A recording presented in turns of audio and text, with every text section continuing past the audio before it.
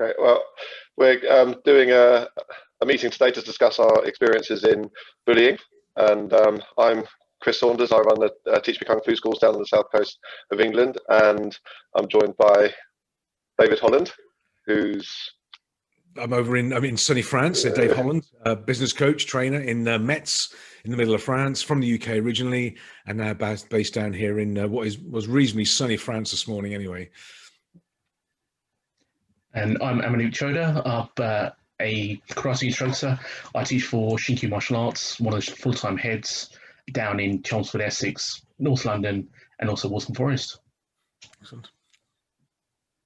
Brilliant. So we're going to share some of our experiences now. I think the first thing was really what did we have to deal with when we were kids? Because yes, the scary thought of going back, never a pleasant experience, is it? But I think as we're talking, it's probably going to become apparent that it feels like an age ago to us, but the same issues are probably arising now, as in workplaces or in schools. Yeah, I think so. And yeah. I think, well, if my experience, it's probably like for a lot of people. I think mine was sort of at high school. I got through school okay, but high school, and I was the kid that moved out from Birmingham to the countryside, if you like, to the village and that sort of thing. So I got a strange accent, lived in a different part of the village. I was a bit odd, a bit strange, didn't fit, and I was probably about 11 or 12 or something like that, I suppose it was, and I just remember it being nothing particularly consistent. It was just, in hindsight, it was anything they could think of to have a go at my height, my accent, my voice, where I lived, where I came from. It was just that, and it was just sort of exclusion from the gang. It got sort of physical occasionally, shoving and pushing and that sort of thing around, but it was more the verbal and the sort of whispering campaigns that were the more damaging, I found. Yeah, that's that kind of hit a chord with me then when you said that, because I had a group of friends and it was outside of school. Right. If I was just with one or two people, it was okay. It was fine. But then at school, it would be, would I be included? Would I not be included? And every morning I'd get up thinking, which sort of day is it going to be today? Yeah, absolutely. And almost I would have, and almost the physical thing. Yeah. You think, well, actually, that gives me something to stand up against, something to push back against. Yeah. But when you're in that situation, you're kind of thinking, there's no way to push back. There's nothing to do, at that particular time. Nothing. I can remember. I mean, it's interesting. I remember getting up in the mornings and thinking, what have I got to be scared of today? How's it going to go? What do I need to be worried about? What's going to happen? And some days will be fine, and I think that sort of the uncertainty, not knowing what you're going to get. And it was just either on the school bus or in the changing rooms or anyway, you could just flare up at any time. As that consistent background uncertainty was probably the worst thing, I think, for me at least. Yeah, a similar sort of experience for myself, really, growing up in a predominantly white area. Basically, I was one of 5 non-white faces at my primary school. Wow. And finally being the odd one, that was the whole thing, similar to yourself, David, where anything that you could find to sort of pick on in some ways, it wasn't physical, it was more the verbal and the whole, as you said, whisper campaigns and things like that, just having to wonder, okay, what are they talking about? What's happened now, being excluded from things and things like that. It's that whole same thing. It's more the verbal than the physical, really. There wasn't really, I don't think I experienced anything physical as such. Yeah. It's just, yeah. I think there's a myth that bullying is a physical thing. I don't think it actually is sometimes, because Chris, I think as you say, if somebody picks on you and they push you and shove you, you got a choice. You can fight them or you can run off.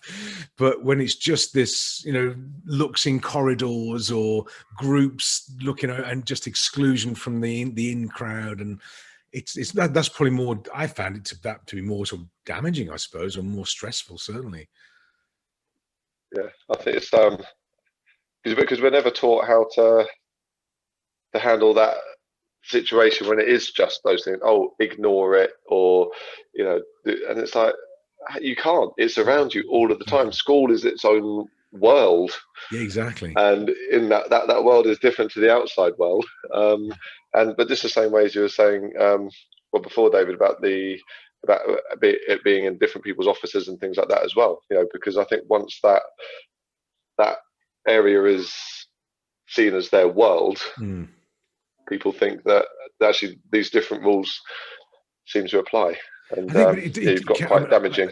I see it. I mean, doing what I do, I see it flare up occasionally, not very often, thank goodness, but it applies in offices and businesses and companies as well. And it's not a, I think it starts in childhood for a lot of us. We experience it, whether as youngsters, kids, teenagers, whatever it is, and we think it ends when we leave school. And it probably does from the people that were doing it. They sort of evaporate and that sort of thing.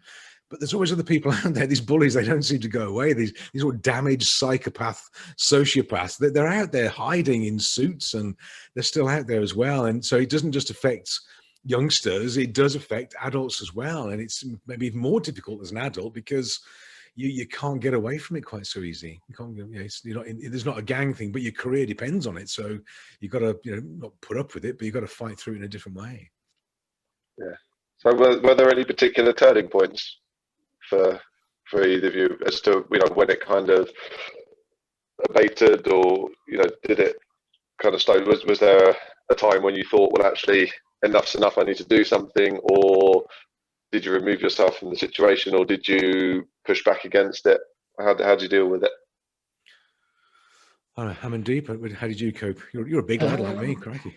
It was literally just, it became a point of where I thought to myself, there's not a lot I can do about it right now.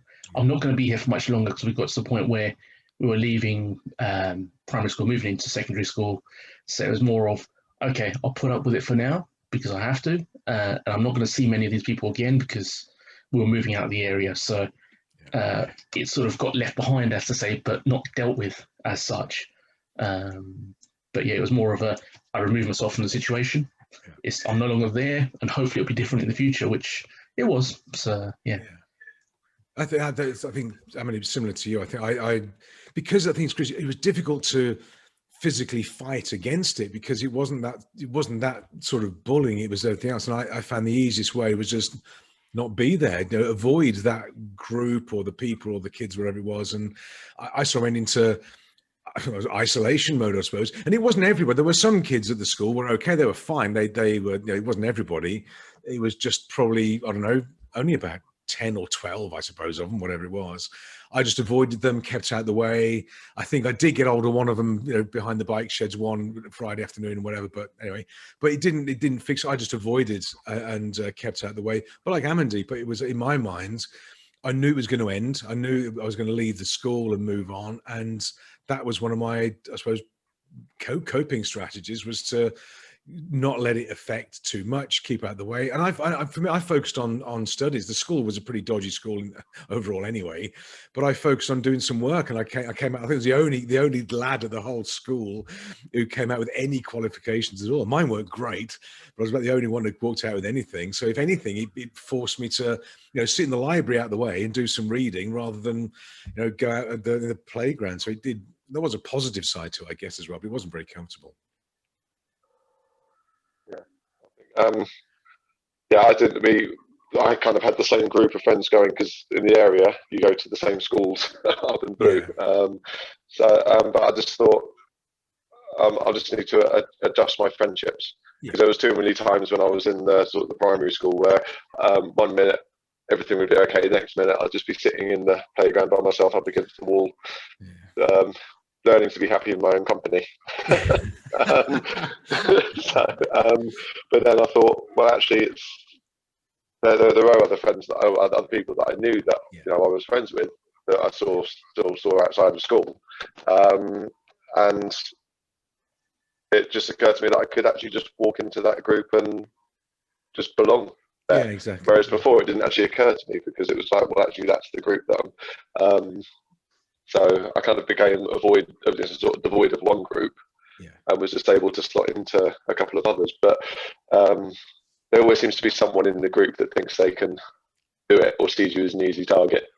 And it's like, where you don't fit in, but you don't know why. Exactly. It's not, yeah, it's not knowing why. And I don't think I ever really sort of figured. I think it was any excuse they could find. If you, and you know, I think if it wasn't me, they were having a pit, they were picking. There were other kids in the school were picked on as well. It wasn't only me. It wasn't the whole school, but it was sort of, you know, they're picking on somebody else. So it's like, phew, it's her turn today. It was his turn today, and it was always some ridiculous, bizarre stuff. You know, it was but to do with anything. They might have seen something on TV the night before that looked like that kid, and or the same name as a celebrity, or any ridiculous excuse. And remember, there was a song came out, and I think it was when his ex-T said, "We're making plans for Nigel" or something. It was a song around back in the day. I think it was that song. And I remember there was a kid at school called Nigel, and I remember thinking, thank goodness for that. He'll get it today, not me, you know. And he did. He got all this because it was just that song, the lyrics with his name in it, and they picked on him. They couldn't do anything about it, but it was just a horrible, toxic group of kids. My goodness. Anyway, I moved on.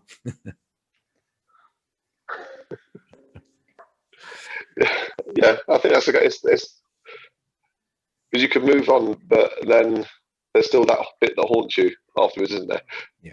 You know, the kind of, you think, is this going to be something that follows me through,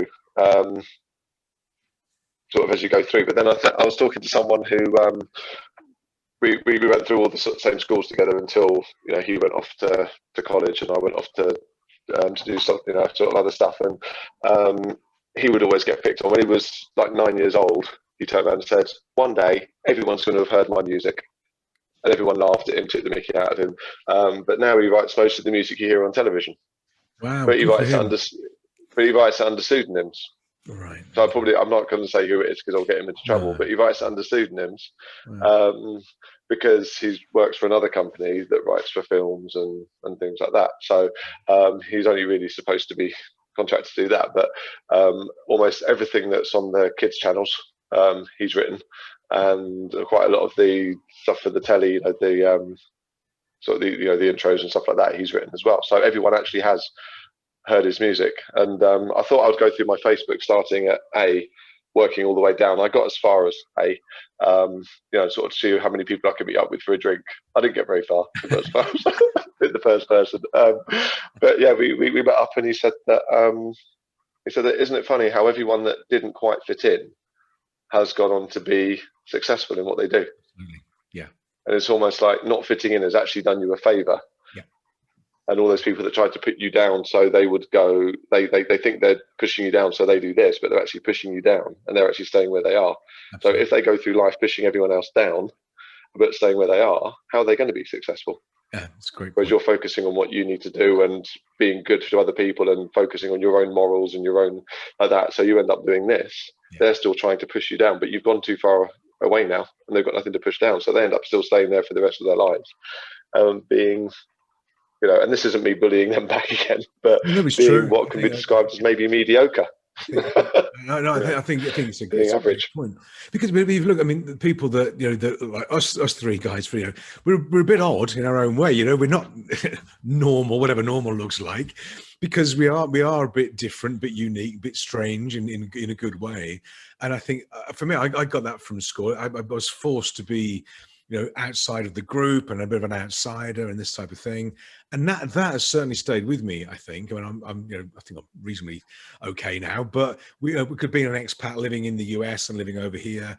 We're outsiders anyway, living in France and working in Luxembourg. We're outsiders, great people, but we don't fit, you know. This is not our country. It's different and we love it, but we don't have any history here. And that being an outsider, or being good at being an outsider, enabled me to do this. So, you know, I guess I would sort of look back and almost be not grateful, but that was a positive outcome of it, I think, for me, being forced to be an outsider, a bit more of a lone wolf, if you like, and this sort of thing, enabled me to go and do the things that we've done. And you know, I'm perfectly happy with that. So I didn't like it, but it actually may have actually helped me in hindsight, I guess. You know, same. I'd agree that by having that attitude of being the outsider, being a bit different, I've learned to accept that, and I've put a positive spin on it in the sense that at least people will remember me. That's the thing. If I walk into a room, I know people are going to remember they've met me. That's for a good reason or bad reason, I don't know. Absolutely. Yeah. But do you think, though, that because you're different, then that's what gives you the ability to lead a team or to lead people into some, better experiences. Like, like Amandeep, you have to lead a team of instructors, and you're seen as a leader from all your students as well, someone that to aspire to be like, and someone that you can take forwards in, not just kicking and punching and that, but make their lives better and help them to be a better person. And David, you do the same for people in their businesses and sort of for them individually, and then so you're enabling people to lead, which makes you a leader of leaders, kind of a thing, So you've got the leader that's all doing this, but then you've got someone that's helping them develop and grow in there. But do you think you could have done that if you did fit in and if you were normal? Because what we're doing really, if you look at the stereotypical normal, isn't normal at all. And sometimes it takes people that don't fit to be able to say, well, actually, okay, well, there's that square peg. I'm actually around, there's that square hole. I'm actually a round peg. And that round peg is going to be put up there so we can hang whatever that square hole is on, on the wall, that was a really bad analogy, but you know what I mean. But if you spend all your time fitting in, you're the same as everybody else, so you can't make a difference.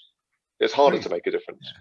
No, I think so. I think there's a lot of pressure on people to conform and comply and be whatever normal, and I mean that in a reduced sense, but normal, whatever that looks like. And as soon as somebody is perceived as being different or unique or strange or odd, they get picked on and excluded. And I think it's a lot of successful people in all walks of life, like you're saying about your friend who's the songwriter.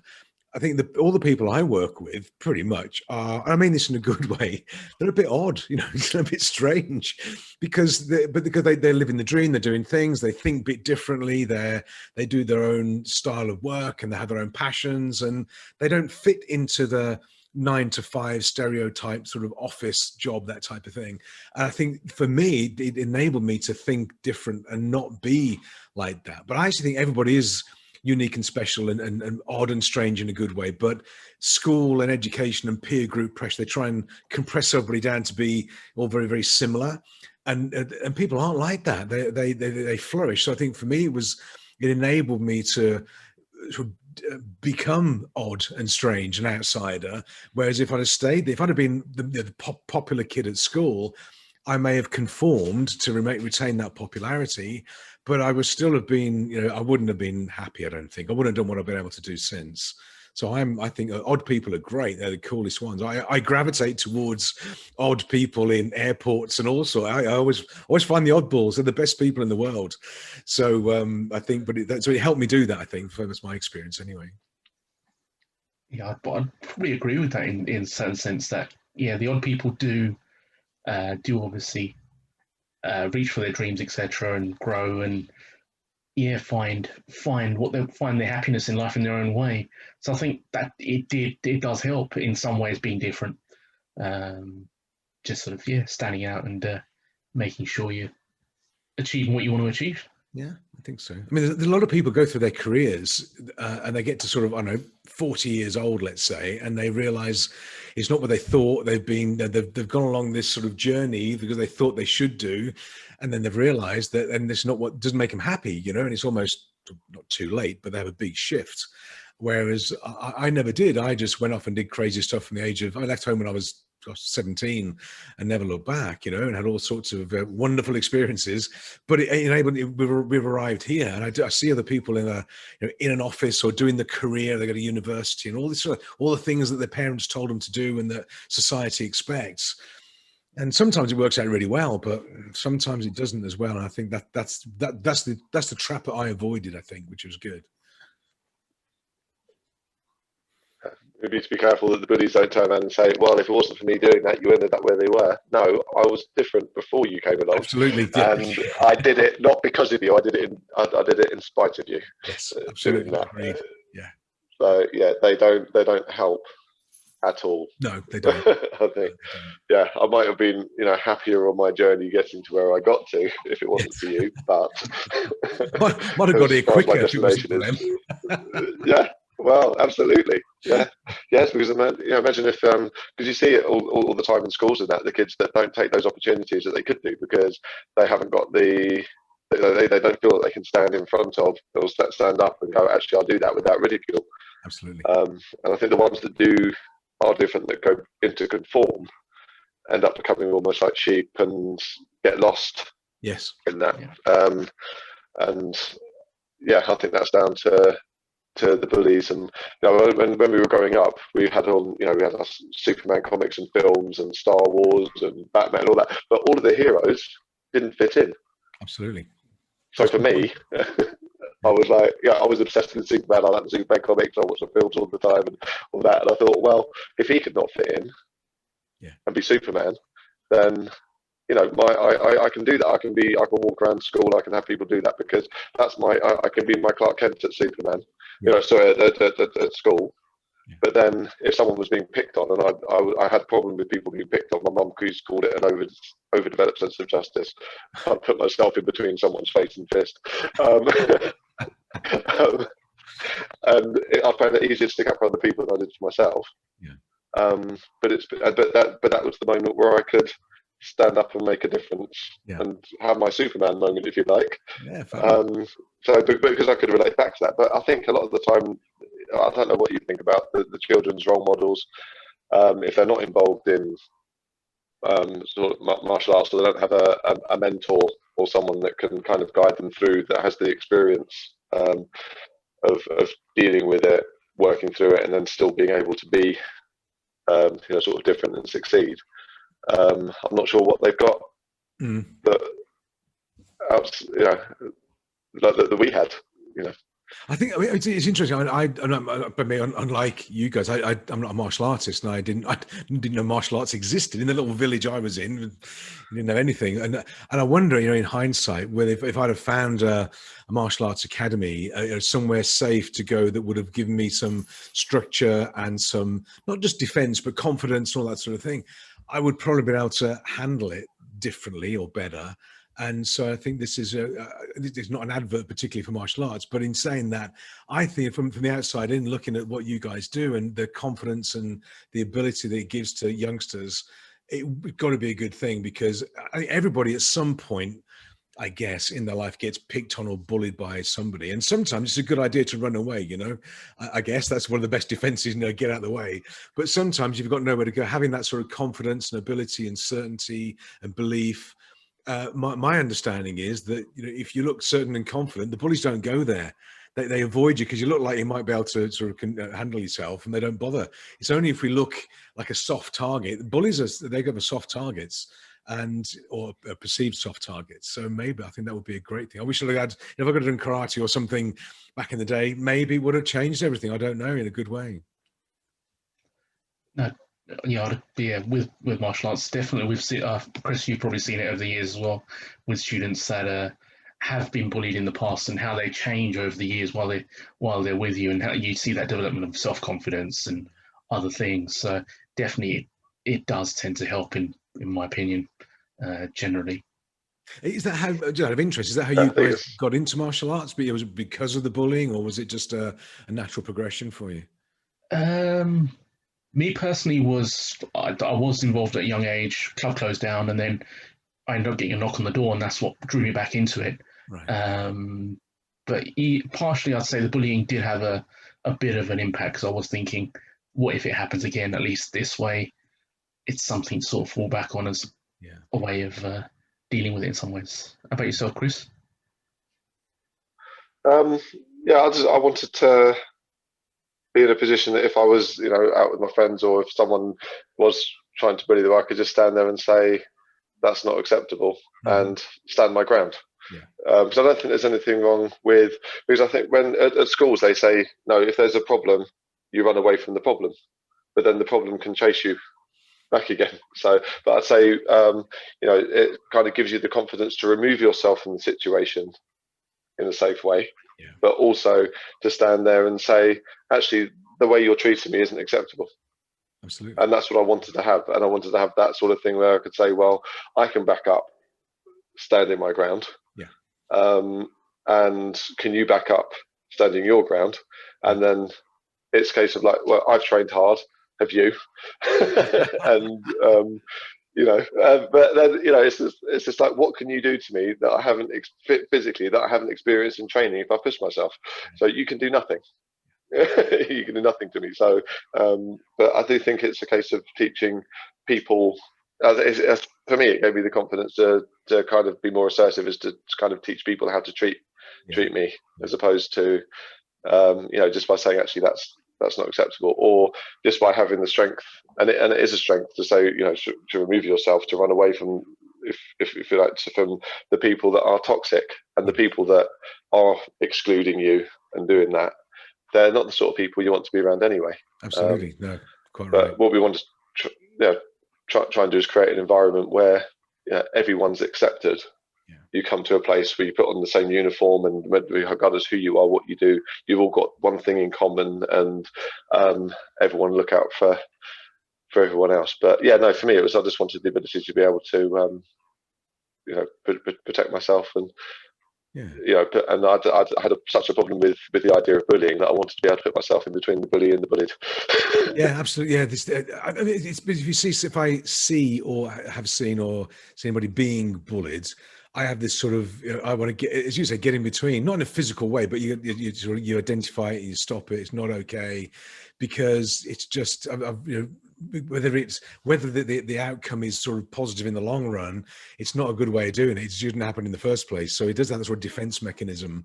And I've seen it in workplaces and say offices and factories and whatever it is, and whether it manifests itself as, I think, Amandeep, as you were sort of saying when you were a kid, it was sort of it's racism based or racist based. That's the different flavors of it. It doesn't matter what it is. All bullying, whether it's sexism, racism, or whatever it is, it's not okay. And anybody who's experiencing that, even if it's something that, not that I don't agree with, I don't care, agree or not agree, but bullying's not a way to approach people. Whatever it is, it's not the way to approach it. So I got sort of inbuilt defense mechanism now to be able to step in or try and sort of avoid it, recognize it, and help people avoid it. And again, doing what I do, I can influence that now to a certain extent. So it is, it probably taught me a few lessons as well, I would have thought.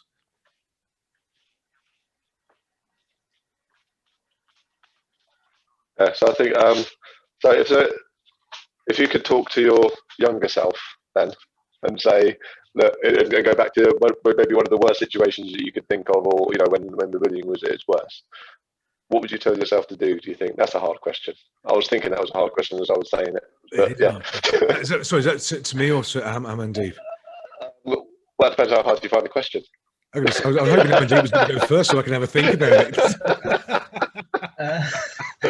Thanks, Chris, and thanks, Dave. But I'd probably say to myself, yes, that is a good question. Yeah. The advice I'll probably give myself is that bear with it. Yes, it will get better. It's not acceptable, definitely not. I knew that then, but I just didn't know how to handle it. I think I probably would have said, detach yourself a bit more from the situation. Don't take it personally. And it'll in the future, you'll look back at it and go, you know what? It's okay to be different. Yeah. It's okay, as we say, it's okay to be a bit strange, a bit different, and be the oddball. Why not? Yeah. People remember you for it. So just go out and do it, and be yourself, and be that individual, and achieve what you want to achieve, and just forget what anyone else thinks. Really. Good. Yeah, what he said. It's not a cop out, sorry. No, but I can remember I was as a 12-year-old, sort of, lurking behind the bike sheds by myself, keeping out of the way. What could I have said? I think it would have been, two things would have given me reassurance. One, that it wasn't just me. It wasn't that I wasn't the only person in the world or the school that was being picked on. It was more about the other kids than me, if that makes sense. It was I was the point of it, but it was saying more about them. But also, I think I just reassured that you're going to be okay. If it could have been, if I look at my life after school, if you like, when I left, it's been all right. It's been good. It's been great. In fact, I had a fabulous time. It's been really cool. We've got a family, all this sort of thing, personally, professionally, and all this sort of thing. And I couldn't see that at the time. And that was, I didn't see the way forwards. It was like, it was always going to be like this. I never see a way out of it. How was I going to get through life and job? Just the fact that, I think, as Amandeep said, it ends and you're going to be okay. Use it as fuel. Use it as fuel. Don't let them in. Don't let them inside your heads. It ends. It's not about you or me. It's more about them. And life, I think, as you say, a lot of people are a bit odd and a bit strange, do really well in life when they flourish, because it's that difference, if you like, that makes them unique and special, and off they go in all sorts of styles. And yeah, to have confidence in the future, perhaps. Yeah, I think for me it's kind of, because I had the same problem sort of going through a couple of schools. I thought I'd probably say to myself, take control sooner, because as soon as they see you sort of, you know, just going to another group and being accepted by that group, they'll be like, oh, well, we want you back in our group. And just having but it just, power is probably the wrong word, but I suppose the assertiveness to turn around and say, well, no, because you didn't, you know, you didn't treat me well over there, whereas these people are. So I will stay here, and maybe sort of taking control sooner. Yeah. So instead of waiting until secondary school to do it, you know, do it kind of in primary school to say, actually, yeah, it's all right to sort of go into this group, and because all the time that they're looking across, going, well, look, we've excluded him, he's sitting there by himself. Yeah.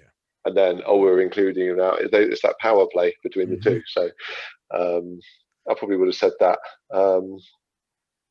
Yeah, and just don't change who you are to fit in. Yeah, because that's never. Yeah, I think that's no, never. No, don't conform to what you think they want you to be. And the bullying, it's not they're picking on you, but it's for their own faults that they're picking on you. Absolutely. I had one kid once say to me at secondary school, he goes, "Oh, your breath stinks," and I was like, I haven't seen you. I'm over here. You're over there. Like, how can it smell? How can you know? It's like, what are you talking about? Yeah, it's like, so that's actually your issue, not my issue.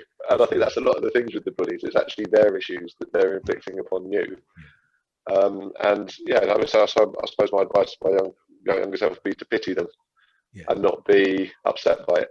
Just feel pity, and not change for the people that are really more broken than me, because they feel they have to do that.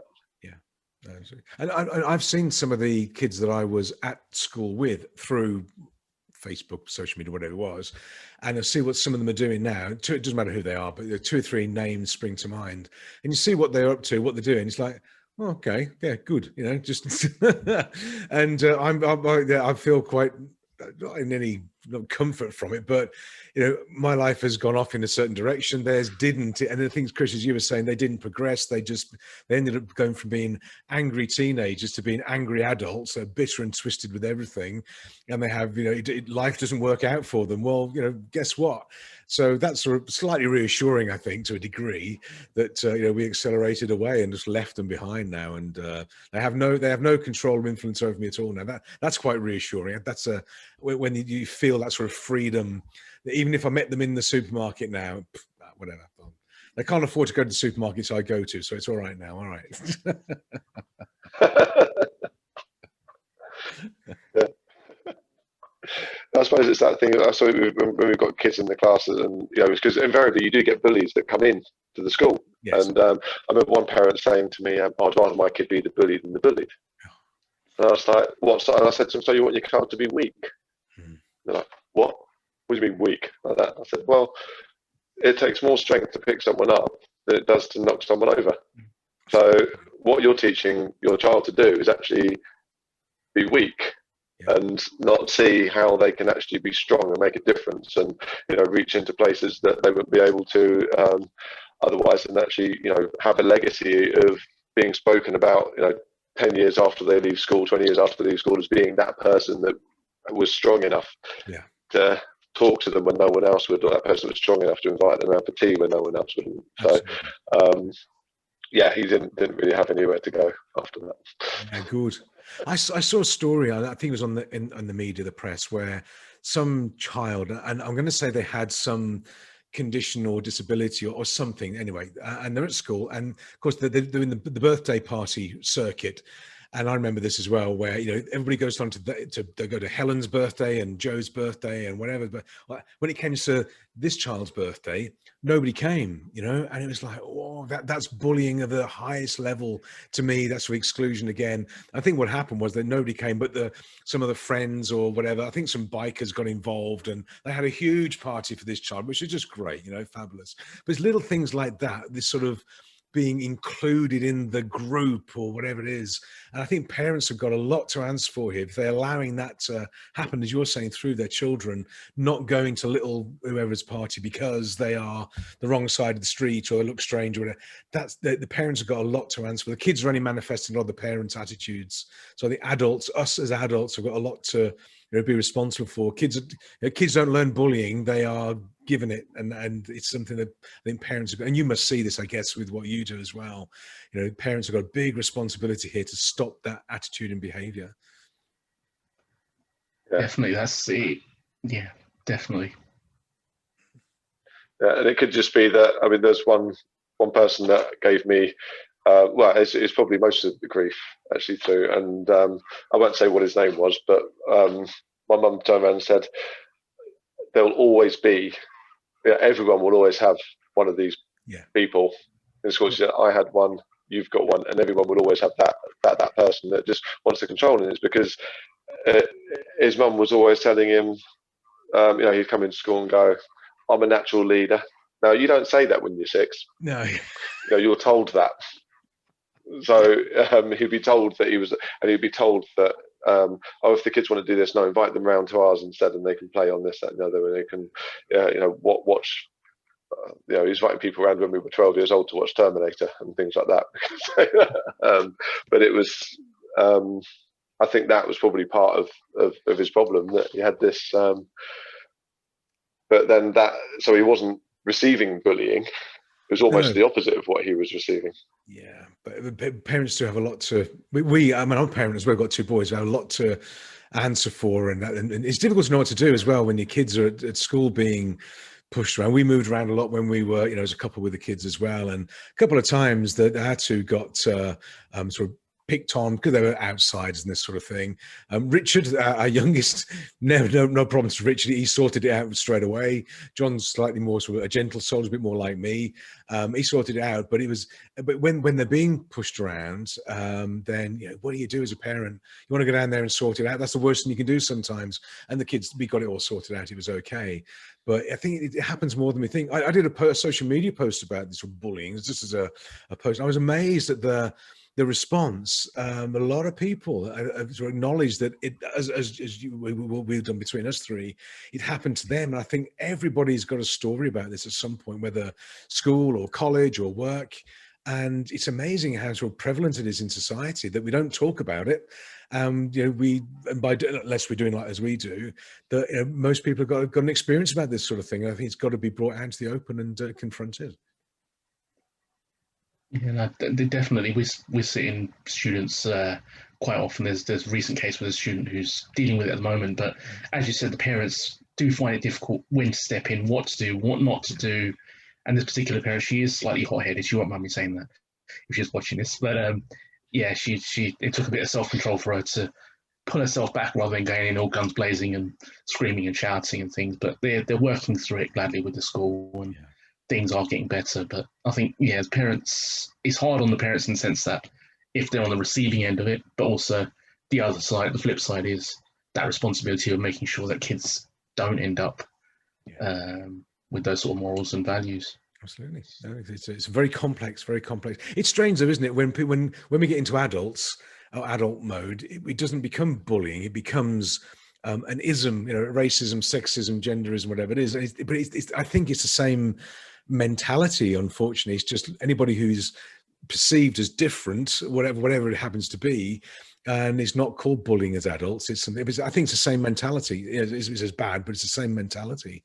And I sort of have a little radar now for all sorts of these things, and none of them are okay. But again, because being in France, we get it the other way around now. We're the outsiders and that sort of thing.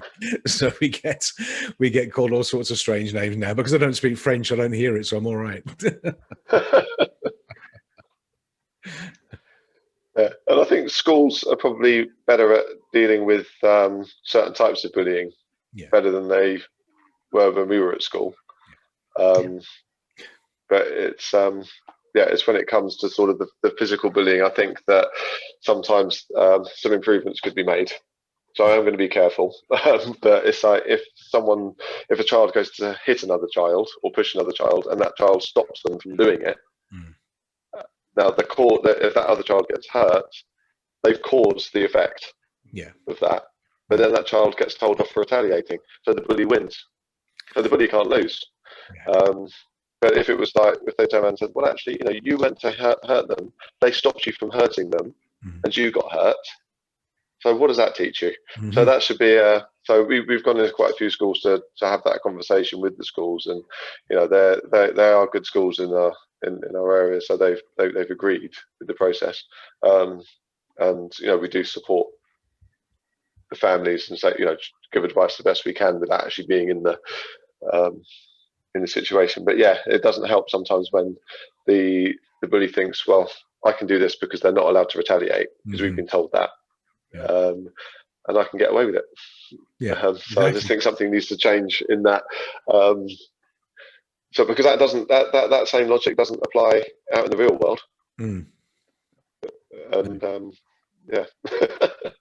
And I guess I think another thing you mentioned this, what would you do, is what advice to give. I think I would have told somebody about it. I just avoided. I didn't even tell my mum and dad. I was like, I think it was not embarrassed. I just didn't want to acknowledge it. It was just, it'll go away. And I took it internal, which was even more stress, I guess.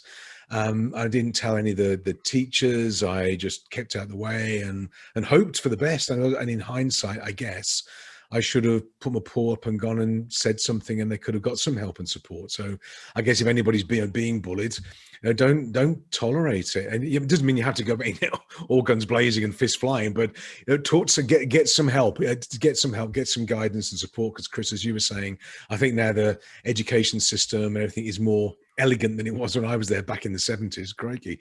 There is probably more support available now to people, and rightly so.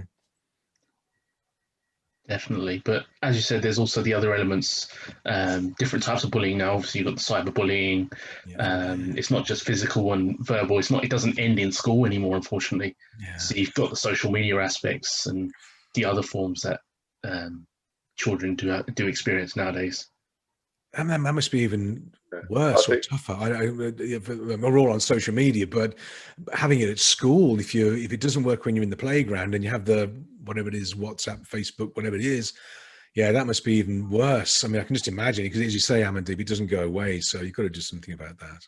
That's it. It's because then obviously when you escape school, when you're not at school, rather, when you're out of the atmosphere, at least you've got your sense of peace. But nowadays, obviously, if you've got the social media stuff going on and things like that, does the child actually escape is the question. That's probably not. They've got it sort of all the time around. Pressure. Definitely. I think you're right, David, in the fact that communication is key. So that if they don't feel that they can talk about it, I think it's the fear of what the people that will, that can actually do something about it will do, and what the repercussions are. But I think nowadays it's different because if I'd gone to because my parents didn't know what was going on, the teachers didn't know what was going on. But if I said something, in my mind it would have got worse.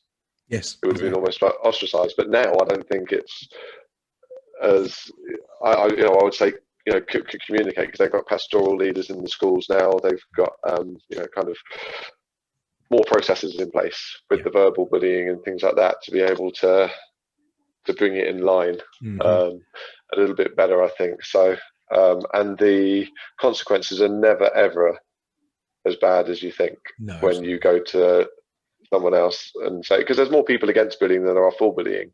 Absolutely, so our gang is bigger than their gang. Yes, that is quite reassuring, isn't it? Absolutely right.